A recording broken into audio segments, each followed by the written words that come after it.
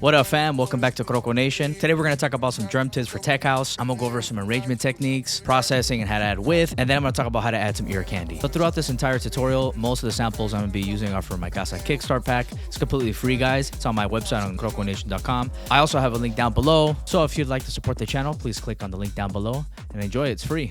So the first drum I like to add, like many producers I'm sure, is a kick, right? And so I'm using this kick from the Casa Volume 1 that's coming out. Typically for tech house, we want a short punchy kick, right? Like a 909 style. That's because we don't want the bass and the kick to clash, right? If you're using a big kick and a big bass, frequencies are going to clash, and we can't have that happening. And so what I did here is I just did a typical 4 to the floor, right? Start off with that, and obviously it's just going to sound pretty straightforward.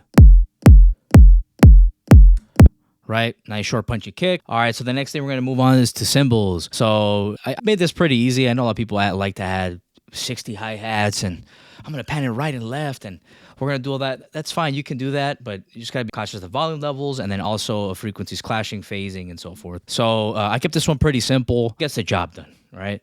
But, you can obviously add more. And let me break down what I did here. So the first thing is I added an open hi-hat, and it sounds something like this. Now, a really cool tip to really get tighter sounding drums, because you'll hear some tracks and people will be like, hey, how do you get the tight sounding drums? You're thinking it's probably compression or maybe some sort of clippers or some sorts. So one of the ways to do that is to turn warp mode on, leave it at beats, make sure it's on transients, and then we're going to change it to this one here, right? So now we can mess around with this value. So let's hear the hi-hat. That's at 100%. What this does is it shortens down the sound. So let's hear it.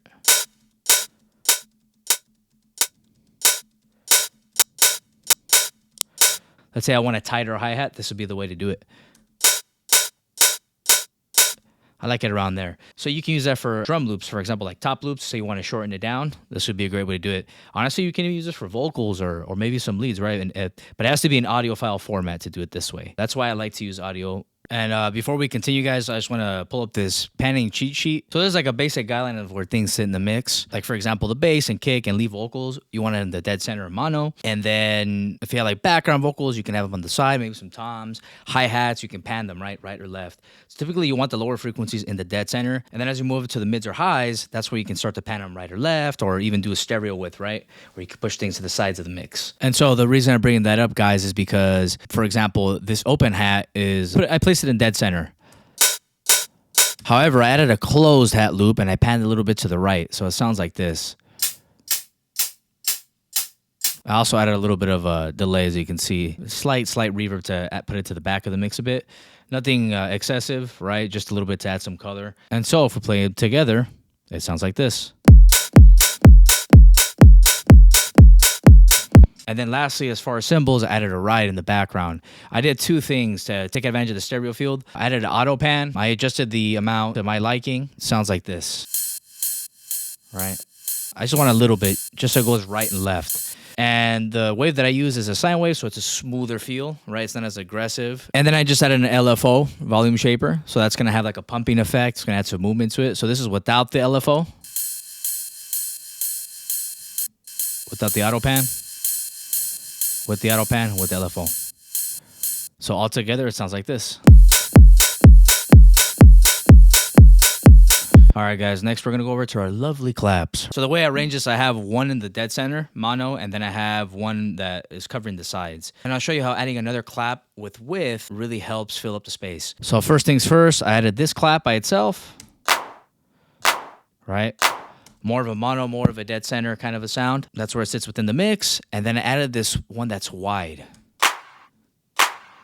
The way I did that is just by getting utility and then just adding some width here, right? I played it by ear. Obviously, I don't want to go all the way, but I did want it more on the sides and the dead center just because this one's just taking up all that space in the middle. And so let's hear an example with just the one with mono, and then I'll add the one with the width just so you can see the difference. Just so you can hear the difference. All right, that's without. This is with. And let's hear it together with the drums.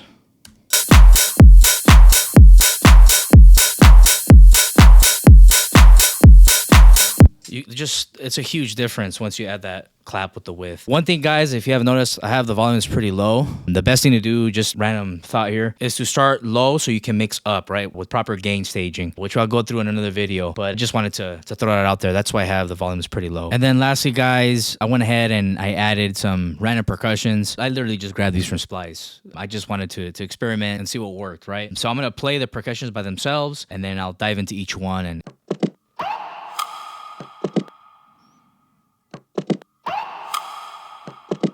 so the reason I added this, guys, is because I wanted to add some variety to the track, right? Because if you hear that just the typical hi-hats, claps, and so forth, it's great. It's wonderful, but it's going to get a little repetitive. And this is going to add some ear candy so that the listener is more engaged, right? You have that variety. It's going to be more of an engaging song. So let me break down what I did here. So the first thing is I added this percussion loop, right?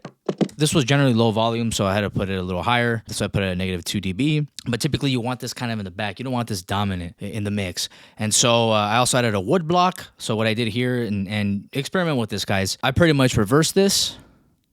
So it's kind of sound like a sweep. And then the wood block is going to hit right with the transient.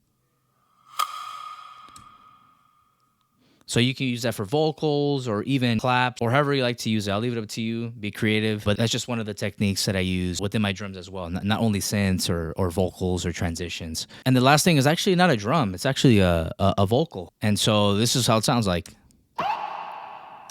Once again, guys, it's really important to get creative and use things that aren't conventional sometimes, right? All right, guys. So I'm going to play everything together. I added a quick bass line and like a little vocal just so you can hear in the context of some sort of song. Obviously, this isn't 100% mixed, right? So just enjoy it and then have a great time.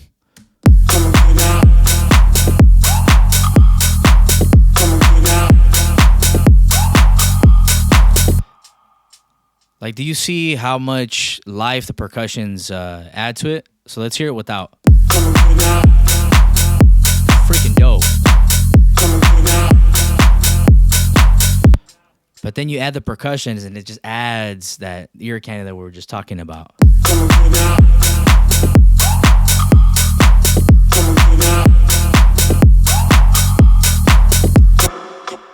And then lastly, guys, I just added some reverb and maybe a little delay on some of the percussions, right? Just to have them sit in the back of the mix, maybe add some more space. Don't get too carried away with it, with the reverb and all that, because you don't want a big, messy, muddy mix.